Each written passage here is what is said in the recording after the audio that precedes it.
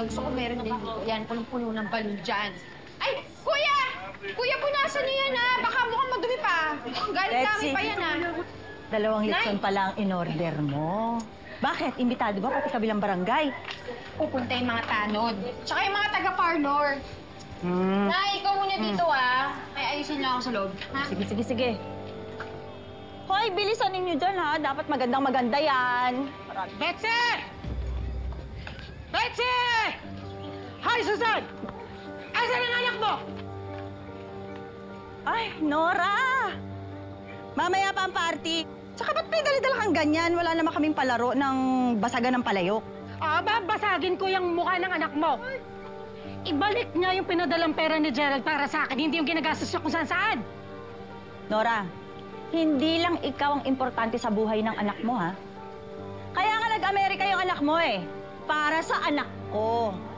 Kaya dapat lang bigyan niya ng pera dahil mag-jowa sila. Ginagatasan ng anak mong anak ko. Ano naman ngayon? Dapat nga binubuhay niya, eh. Ipakita niyang kaya niya ibigay ang luho ng anak ko. Tsaka birthday na birthday ng anak ko, bakit ba bad trip ka? Bad trip talaga ako. Kayo magina, mga mukha kayong pera, maginang linta. Ay! Ano ka talaga? Dapat lang. Balusot ka! Kapupunta ko lang ng parlor, walang iyo. Halika! Bitawan mo ako! Paparlor ka? Wala ka lang iginanda.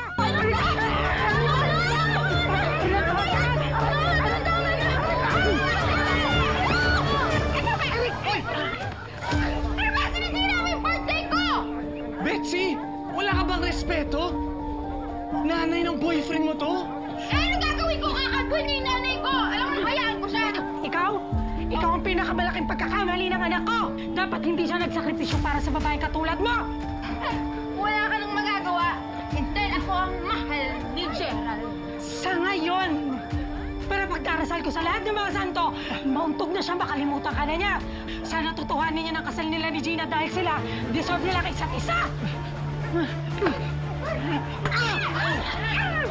Aya! Ano ha? Kayong dalawa, ha? Hay kayo! Uwi na kayo! Umalis ka dyan! Tapos ng palabas! Huwag kang babalik! Sakit. Isip na yun. Hayaan mo na. Birthday mo. Tignan mo. Maganda ka.